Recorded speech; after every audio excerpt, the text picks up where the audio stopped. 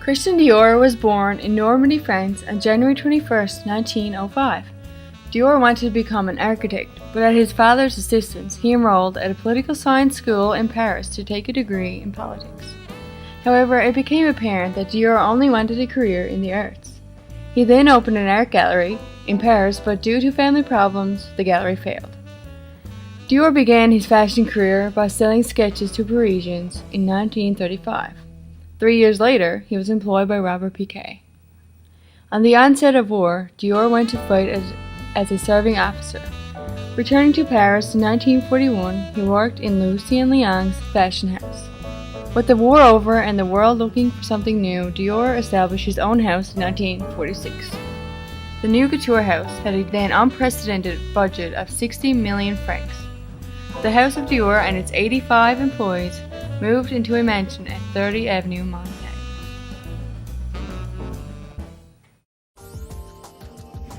Christian Dior was known for several key looks. Of course, there's the 1947 New Look, where he delivered a collection with narrow shoulders, constricted waists, and full skirts, intended for what he called flower women. Dior put Paris back on the fashion map. However, some found it to be a bit of a scandal, since it was such a revolutionary look. Here's Pierre Cardin, an Italian-born tailor who was Dior's star assistant in the late 1940s before leaving to begin his own business. People ridiculed the few women who dared to buy and wear them, I can tell you. There was even a fight in the Pigalle district of Paris. People revolted because it was so provocative. In the face of the misery left by the war, a designer was daring to create dresses that were extremely expensive and totally different. Of course, Dior's latest head designer, John Galliano, had something to say about this fascinating look. This beautiful jacket, soft draped bosom, tiny waist, and slightly accentuated hips, was all the rage, worn over this full pleated skirt, which caused a scandal. Although the new look developed Christian Dior's name in fashion, he also designed several other key looks that were popular throughout the 1950s. Almost every Dior collection of the decade featured a new silhouette, though all kept a narrow waist and below-knee hemline. The beautifully constructed princess line, the A line that is still commonly used today, the very fitted H line,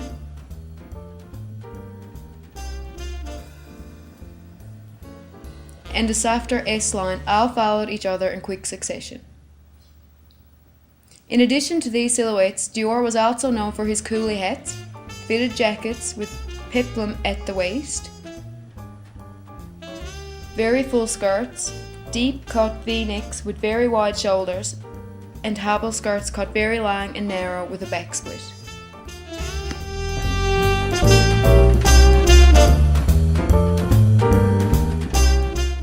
In the 11 years before his death, Dior dictated European style. Each of his collections had a theme: the classic suit, the ballerina skirt, and the H-A-S-M-Y lines that ruled in the early 1950s. Dior was the first to arrange licensed production of his designs. Furs, stockings, ties, and perfume were manufactured in regional centers across the world, spreading his brand name quickly about the globe. When Dior died of a sudden heart attack after choking on a fishbone in 1957, Yves Saint Laurent, Dior's assistant for 4 years, took over as head designer. Young Saint Laurent flourished in the feminine atmosphere of the couture house and contributed 35 outfits for the autumn 1957 collection. The first Christian Dior collection after Dior's death was a sensation. He created a softer, lighter, and easier to wear collection than Dior's. However, after Saint Laurent's disastrous collection in 1960, he was replaced by Marc Bohan and soon opened his own couture house. Marc Bohan instilled YSL's conservative style on the collections until 1996, when John Galliano was appointed chief designer of Christian Dior by the company's new owner.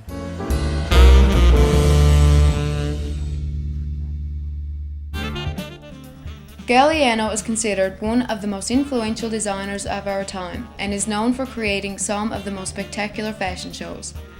Born in Gibraltar, Galliano enrolled at East London College to study design, but it was at Central St. Martin's Art School where his talents were discovered. By the mid-90s, Galliano had reinvented the 1930s bias cut dress and made it modern and very feminine. In 1996, Galliano spent a short time at Givenchy before he became chief women's wear designer at Dior. In 1997, Galliano presented his first haute couture collection for Dior. In 1999, he coordinated Dior's ready-to-wear advertising and launched the new Dior saddlebag. Both of these actions resulted in a sharp increase in sales. Today, John Galliano designs a dozen collections a year. Dior's boutique in Paris is where customers wait in line for everything from couture wedding dresses to shoes and fragrances, ever anxious to buy into the image of the house that Galliano has recreated.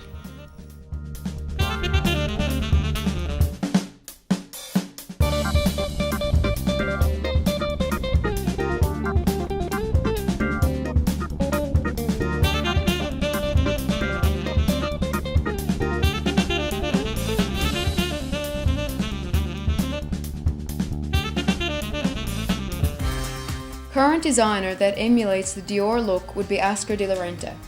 His looks have been consistently classic and luxurious. De la Renta uses such elements as deep plunging V-necks, fitted jackets, strapless evening gowns with fitted bodice, hats, very full skirts, and pays great attention to detail. A very elegant designer, Oscar de la Renta is a good example of a modern twist on classic Dior looks. Another example is Alberta Ferretti. She uses classic cuts and fitted jackets whose shape greatly resemble Dior's original designs. She has featured variations of A-line coats and tapered skirts resembling Dior's hobble skirts in many of her collections.